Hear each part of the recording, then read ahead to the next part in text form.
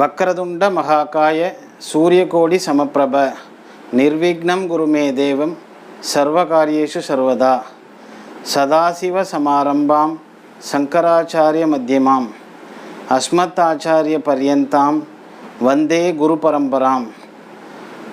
அனைத்து நேயர்களுக்கும் அஷ்டோ சுந்தரராஜனின் அன்பான வணக்கங்கள். கடந்த பதிவில் பஞ்சாங்கத்தின் அவசியத்தை பற்றி கூறியிருந்தேன். இந்த பஞ்சாங்கம் என்பது ஒரு காலக்கணக்கை பற்றிய புத்தகமாகும். இந்த பஞ்சாங்கம் ஒரு ஆண்டிற்கான காலக்கணக்கை பற்றி கூறும் ஒரு புத்தகமாகும். அது என்ன காலக்கணக்கு? நமது ஜோதிடத்தில் காலக்கணக்கு என்பது ஒரு முக்கியமான அங்கமாகும். ஒவ்வொரு மணித்துளியிலிருந்து ஒரு ஆண்டு, அதிலிருந்து ஒரு யுகம், இப்படி பல விதங்களில் காலக்கணக்கு நீண்டு கொண்டே போகும். ஒரு ஆண்டிலிருந்து குறைந்த விதத்திலும் காலக்கணக்கு தொடரும்.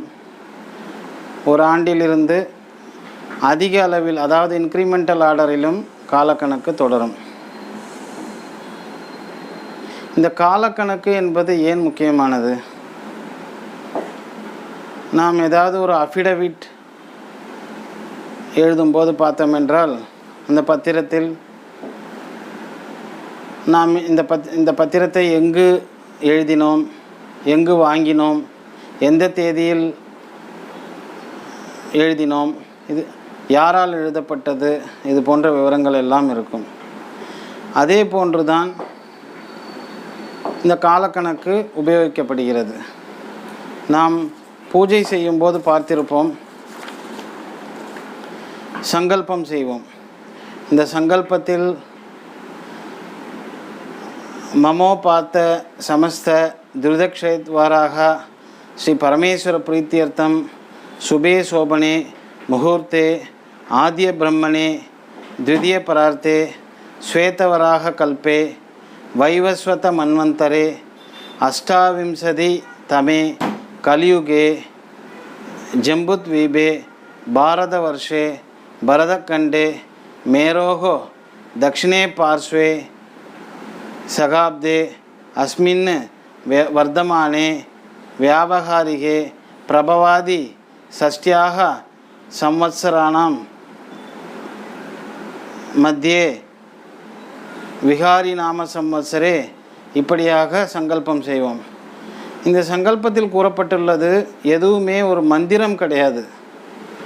நாம் இந்த யுகம் ஆரம்ப நாளிலிருந்து இப்பொழுது எந்த இடத்தில் இருக்கிறோம், எந்த காலத்தில் வாழ்கிறோம், அது போன்ற விவரங்களை கூறுவது தான். இது ஒரு காலக்கணக்கு தான். நாம் சாதாரணமாக நமக்கு ஒரு செகண்ட், ஒரு வினாடி, ஒரு நிமிடம், அது போன்ற விஷயங்கள் தெரியும்.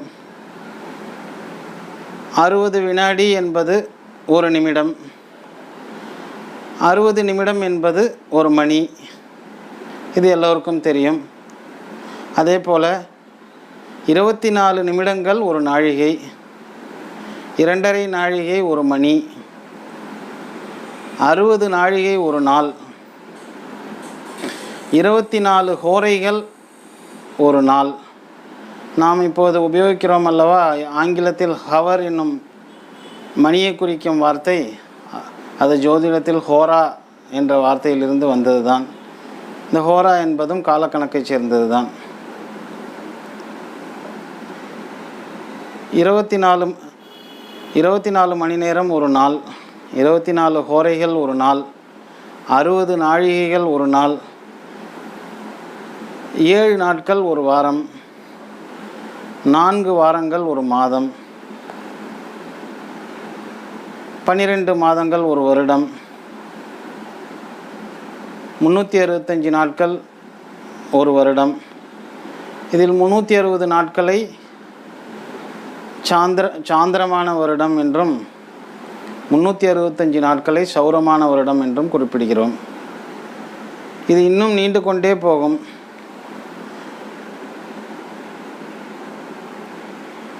360 சௌர வருடம் ஒரு தேவ வருடம் என்று கூறப்படுகிறது. அதாவது 360 மானுட வருடம் ஒரு தேவ வருடம் என்று கூறப்படுகிறது. 4600 தேவ வருடங்கள் ஒரு யுகம், அதாவது கிருத யுகம். 3600 தேவ வருடம் திரேதா யுகம். 3400 தேவ வருடம் துவாபர யுகம். 1200 தேவ வருடம் கலியுகம். ஆக யுகங்கள் 4ஆக கூறப்பட்டுள்ளது. இந்த யுகங்களும் காலக்கணக்கு தான். இந்த 4 யுகங்களும் சேர்ந்தது ஒரு சதுர் யுகங்கள் என்று கூறப்படுகிறது. சூரிய சித்தாந்தம் என்னும் நூலின்படி ஒரு சதுர்யுகம் என்றால் கிட்டத்தட்ட 43,20,000 கோடி ஆண்டுகள் ஆகும். 71 சதுர்யுகங்கள் ஒரு மன்வந்தரம் என்று கூறப்படுகிறது.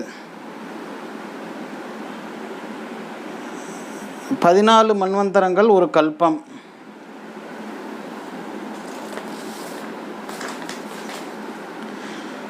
ஒரு கல்பம் என்பது பிரம்மாவுக்கு அரை நாள். நாம் இருப்பது 7வது மன்வந்தரம். அதுதான் இந்த சங்கல்பத்தில் வைவஸ்வத மன்வந்தரே என்று குறிப்பிட்டோம். நாம் இருப்பது ஸ்வேதவராக கல்பம். இப்போதைய பிரம்மா 50 ஆண்டுகள் முடித்து 51ஆம் ஆண்டுகளில் உள்ளார். கலி பிறந்து 5121 ஆண்டுகள் ஆகின்றன. ஆக இப்படியாக இந்த காலக்கணக்குகள் நீண்டு கொண்டே போகின்றது. இந்த ஒரு வருடத்துக்குள்ளாக என்று பார்க்கும்போது ஒரு வருடம் என்பது 365 நாட்கள் என்று குறிப்பிட்டோம். இந்த 365 நாட்கள் என்பது இந்த 365 நாட்களை கொண்ட ஒரு வருடம் 2 அயனங்களாக கூறப்பட்டுள்ளது. அயனங்கள் என்றால் பயணம் என்று பொருள். அதாவது புலம்பெயர்தல் என்று பெயர், இடம் நகர்தல். ஒரு வருடத்திற்கு 2 அயனங்கள், உத்திராயணம், தட்சிணாயனம். 6 மாதத்திற்கு ஒரு அயனங்கள். அடுத்ததாக ருதுக்கள். ஒரு வருடத்திற்கு 6 ருதுக்கள் அமைந்துள்ளது. 2 மாதத்திற்கு ஒரு ருது. சித்திரை, வைகாசி ஆகிய 2 மாதங்களுக்கும் வசந்த ருது. ஆனி, ஆடி ஆகிய மாதங்களுக்கு கிரீஷ்ம ருது. ஆவணி, புரட்டாசி மாதங்களுக்கு வருஷ ருது. ஐப்பசி, கார்த்திகை மாதங்களுக்கு சரத் ருது. மார்கழி, தை மாதங்களுக்கு ஹேமந்த ருது. மாசி, பங்குனி ஆகிய மாதங்களுக்கு சிசிர ருது என்று கூறப்பட்டுள்ளது. ஒவ்வொரு மாதமும் சூரியன் ஒவ்வொரு மாதத்தில் ஒரு ராசியில் சஞ்சரிக்கும் காலத்தை ரவி என்று கூறப்பட்டுள்ளது. 12 ராசிகள், மேஷம் முதல் மீனம் வரை உள்ள 12 ராசிகளில் சூரியன் நுழையும் காலத்தை மேஷ ரவி, ரிஷப ரவி, மிதுன ரவி, கடக ரவி, இப்படியாக 12 மாதங்களுக்கும் கூறப்படுகிறது. அடுத்தது இந்த மாதங்களில் 2 பட்சங்கள்.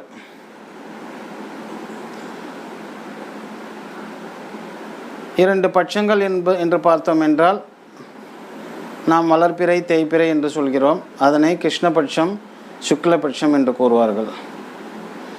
ஆக வருடத்திற்கு 24 பட்சங்கள். ஒரு பட்சம் என்பது 15 திதிகளை கொண்டது. பிரதமை முதல்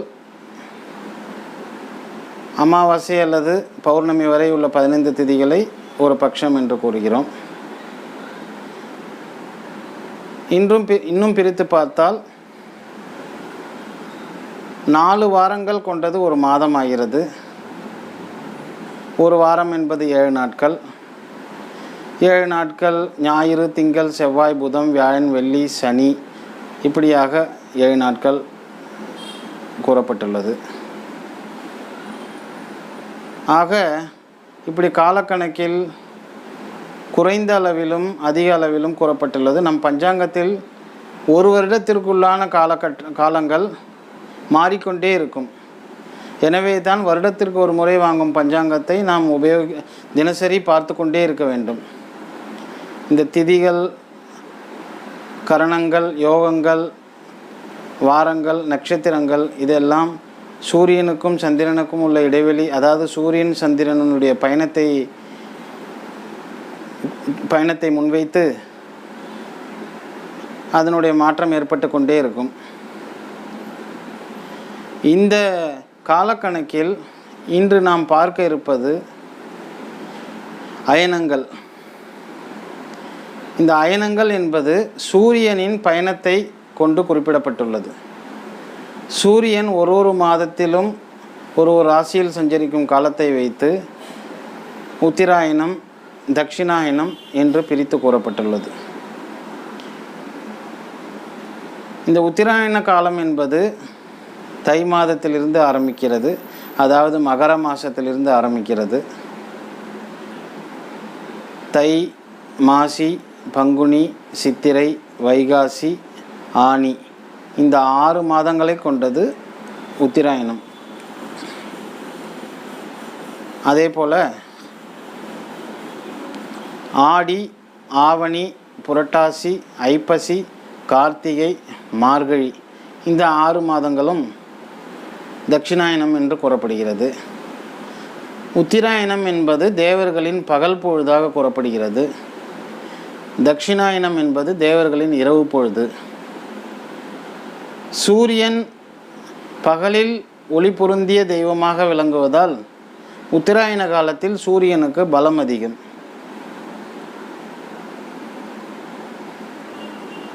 இந்த சூரியன் தை மாதத்தில் ஆரம்பித்து உச்சமாகும் ராசியாகிய மேஷத்தை நோக்கி செல்வதால் உத்தராயண காலம் என்பது சூரியனுக்கு மிகவும் பலம் பொருந்திய காலம்.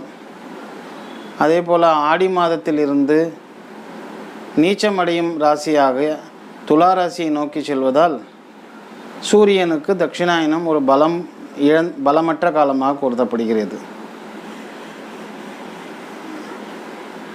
அஸ்ட்ரானமியின்படி, அதாவது வானசாஸ்திரத்தின்படி, மேஷராசியில் 0 டிகிரி என்னும் 0 பாகை ஆரம்பிக்கின்றது.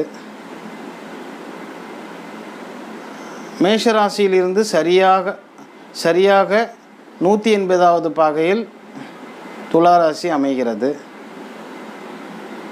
12 ராசி கட்டங்களும் 360 பாகைகள் கொண்டது. ஒரு ராசி கட்டத்திற்கும் 30 பாகைகள் கொண்டது. சூரியன் ஒரு நாளைக்கு ஒரு பாகை வீதம் கடக்கும்போது 360 நாட்கள் 360 பாகைகள் கடக்கும் விதமாக அமைந்துள்ளது. ஆக மேஷ ராசியில் சூரியன் உச்சமடைகிறார். எனவே தான் மேஷ மாதம் எனப்படும் சித்திரை மாதத்தில் வெயிலின் தாக்கம் அதிகமாக இருக்கிறது. மேஷ ராசிக்கு 180வது பாகையில் துலா ராசியில் சூரியன் நீச்சமடைகிறார். நீச்சமடையும் காலத்தில் சூரியன் பலம் இழந்து விடுவதால் வெப்பம் குறைந்து நமக்கு மழை பெய்கிறது. ஐப்பசியில் அடைமழை பொழியும் என்பார்கள். ஆக நம்முடைய வாழ்வில் நிகழும் எல்லா விஷயங்களுமே காலக்கணக்கின் பிரகாரம்தான் அமைந்துள்ளது. இந்த தட்சிணாயனத்திலையும் உத்திராயணத்து காலத்திலும் பிறந்தவர்களுக்கு சூரியனின் தன்மையை வைத்து அவர்களுக்கு சில நன்மைகளும் தீமைகளும் அமைந்திருக்கும். ஜோதிடத்தில் சூரியனை ஆத்மகாரகன் என்று கூறப்படுகிறார். சந்திரனை மனோகாரகன் என்று கூறுவார்கள். ஆக ஒருவருக்கு ஆத்மா எனும் சோல், மனம் எனும் மைண்ட், இது ரெண்டும் பலமாக இருந்தால்தான் அவர் வாழ்க்கையில் எல்லா விஷயங்களும் நல்லபடியாக அமையும்.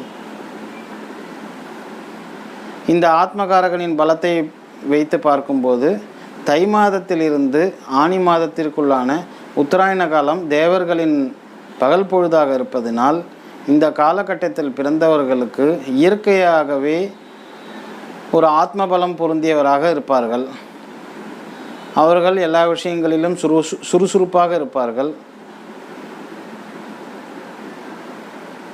ஜாதகத்தை பொறுத்து கொஞ்சம் மாற்றம் ஏற்படும் என்றாலும் உத்தராயண காலத்தில் பிறந்தவர்களுக்கு இயற்கையாகவே சில விஷயங்கள் பலம் பொருந்தியதாக அமைந்திருக்கும். அதே போல் தட்சிணாயன காலத்தில் பிறந்தவர்களுக்கு சில விஷயங்களில் பலம் குன்றி காணப்படுவார்கள். அவர்களுக்கு அந்த ஆத்ம பலம் என்பது சிறிது குறைவாக காணப்படும். இப்படியாக ஜோதிட சாஸ்திரத்தில் ஒவ்வொரு காலக்கணக்கையும் வைத்து தான் நாம் ஜோதிடம் பார்க்கிறோம். ஜோதிடமே ஒரு காலக்கணக்கு தான். ஜோதிடத்தில் தசா, புக்தி, அந்தரம், கோச்சாரம் இப்படி எல்லாமே காலக்கணக்கு தான். இந்த காலக்கணக்கில் இன்று அயனங்களை பற்றி பார்த்தது போல ஒவ்வொரு விஷயமாக நாம் தொடர்ந்து காண்போம். இந்த பதிவு உங்களுக்கு பிடித்திருந்தால் மற்றவர்களுக்கு பகிருங்கள். தொடர்ந்து நல்லாதரவு கொடுப்பதற்கு நன்றி. வணக்கம்.